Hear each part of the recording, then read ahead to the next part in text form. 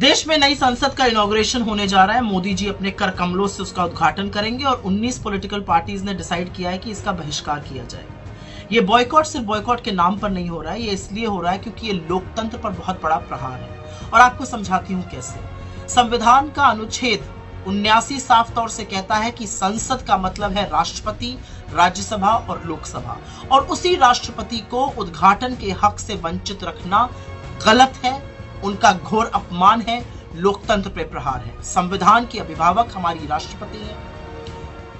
लोकसभा और राज्यसभा को बुलाने का और प्रोरोग करने का अधिकार सिर्फ राष्ट्रपति के पास है। ऐसे ही नहीं, उनको प्रथम नागरिक बोला जाता है। और शायद ये गर्व की बात है कि एक अनुसूचित जनजाति की महिला पहली बार इस देश की राष्ट्रपति बनी है। मैं पाखंड बताना चाहती हूं नरेंद्र मोदी का।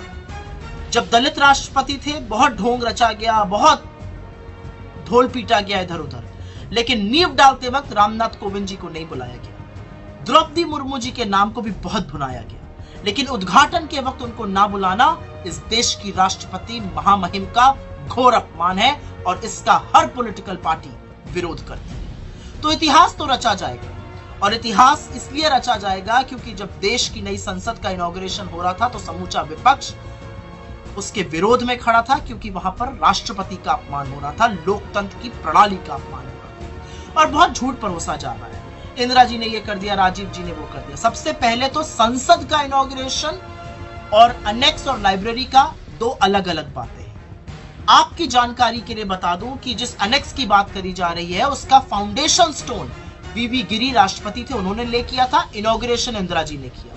लाइब्रेरी का फाउंडेशन स्टोन राजीव जी ने ले किया था।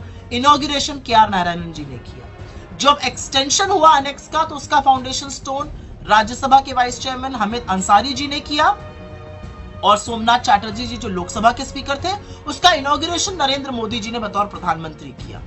नींव भी प्रधानमंत्री डालेंगे, उद्घाटन भी प्रधानमंत्री करेंगे, राष्ट्रपति को इससे दरकिनार करके। राजस्थान के विधान भवन का इनॉग्रेशन केआर नारायणन जी ने, गुजरात के फाउंडेशन स्टोन को ले किया था तत्कालीन राष्ट्रपति नीलम संजीव रेड्डी ने, और इनॉग्रेशन किया था राज्यपाल मुखर्जी ने। तो झूठ फैलाना बंद कर दीजिए। और अंत में मैं मोदी जी से एक ही बात कहना चाहती हूँ। आपको लगता है कि आपको इतिहास इमारतों से याद करेगा? इतिहास इरादों को याद करता है। इरादे पता है कैसे?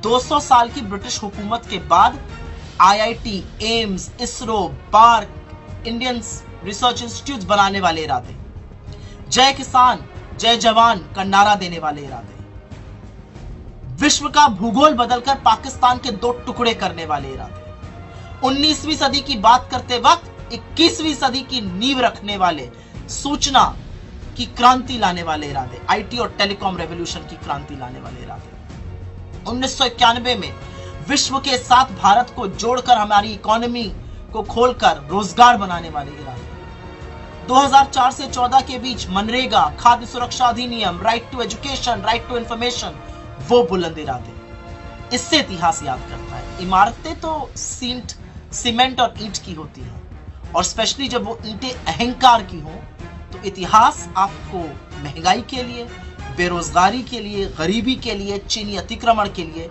और सबसे ज्यादा अपनी मित्रता अडानी से निभाने के लिए याद करिएगा। और इतिहास ये भी गवाही देगा कि जब लोकतंत्र का गला घोटा जा रहा था तो समूचा विपक्ष उसके खिलाफ खड़ा होकर उसका डटकर विरोध कर रहा था।